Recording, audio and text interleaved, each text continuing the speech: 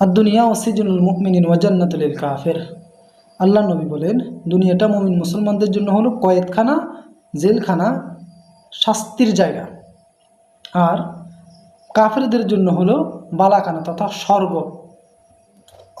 অর্থাৎ এই হাদিসের দিকে তাকালে দেখা যায় এই দুনিয়াটা মুমিন মুসলমানদের জন্য তথা ভালো লোকদের জন্য একটা আযাবের জায়গা, শাস্তির জায়গা, অশান্তির জায়গা, পেরেশানির জায়গা, হতাশার জায়গা। আর কাফেরদের জন্য বালাখানা তথা সুখ শান্তি এবং শাহিনের জায়গা, আনন্দ উল্লাসের জায়গা।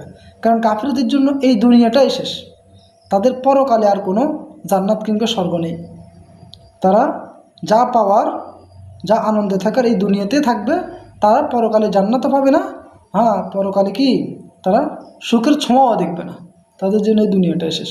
আর মুমিন মুসলমানদের জন্য, যারা মুত্তাকি, যারা ইমানদার, তাদের জন্য এই দুনিয়াটা হচ্ছে পেরেশানির জায়গা, হতাশার জায়গা, দুঃখ কষ্ট ক্লাস, যত ধরনের বিপদ আপদ আছে, সব ধরনের বিপদ আপদ ভোগ করবে, উপলব্ধি করবে শুধু মুমিন বান্দারা।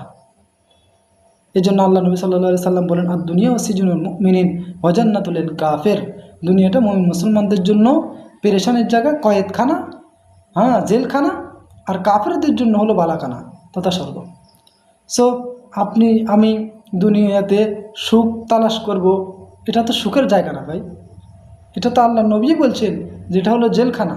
এখান থেকে আমরা কি ভালোভাবে নামাজ রোজা হজ যাকাত যত ধরনের আল্লাহ পাক রব্বুল আলামিন হুকুম আহকাম আছে, সব হুকুম আহকামগুলো যদি যথাযথভাবে আমরা কি মেনে চলতে পারি, একদম শেষ নিঃশ্বাস ত্যাগ করা পর্যন্ত যদি আমরা কি সঠিকভাবে চলতে পারি, কোরআন হাদিসের উপর চলতে পারি, তাহলে আমাদের জন্য পরকালে রয়েছে জান্নাত, স্বর্গ, সুখের জায়গা।